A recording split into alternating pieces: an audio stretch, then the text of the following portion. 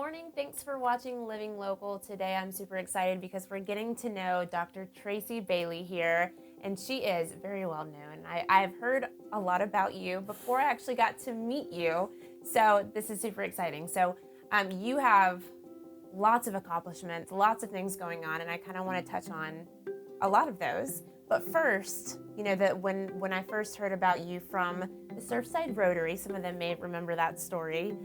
You were one of the featured speakers there, and you were talking about your book here, Riverside Blues, and this is a gullah tale. Now, is this a true story, or is this more of like a fictional piece? This is a fictional piece. Okay. It's a novel that kind of was born when I was spending a year in Boston, Massachusetts.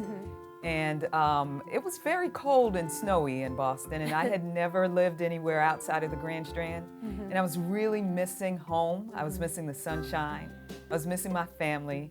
I was missing my mama's bread pudding. And so when I was in a fiction writing class, it gave me the opportunity to connect with home through that writing. So you are a native of Georgetown. I am. So you are a local yokel, as they say. Yes.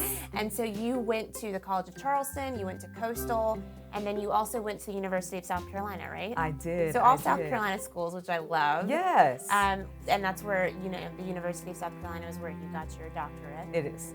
So this gullah tale that you have here, tell me a little bit about kind of the plot of the story that you have, and also maybe some of the research that had to go into it with the gullah, you know, community. Right. So Gullah people are considered to be people whose ancestors came from West Africa. And so it is said that we, the Gullah people, are about the only people, the only African Americans in the country who can trace that lineage all the way back to a particular place. Wow. Okay. And so this novel reflects what Gullah life is like as the centuries kind of turned over.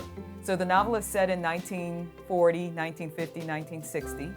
So it follows the life of a young woman who faces some difficulties and some adversity, but at the end of the day, she finds her way. There is a plantation right on the line between where Georgetown and Charleston County meet called Hopsawee Plantation. And I have been told that I have ancestors that actually lived on that plantation. Wow. So that is definitely home. So you grew up with gullah influences then? Absolutely. So just about all of the African Americans who live on the South Carolina, Florida, North Carolina coast can claim some connection to the Gullah culture. So you have a new book that's about to come out Yes. in 2021. Right. Tell me a little bit about that one. So that book is called Forever Free, and that book traces the journey that I took in starting the Freedom Readers nonprofit. Okay. So it's a little bit of memoir and a little bit of talk about education and literacy and how to help children take a step forward in that area. What is that organization? So Freedom Readers is an after-school and summer literacy program. Okay. And right now we're working virtually with we call all of the kids scholars. But before COVID came around, we would hold weekly meetings where we would serve as many as 20 scholars. And each one of those scholars would be connected with a tutor. So we'd work together for about 90 minutes once a week, focused on a particular theme. We always had a theme song.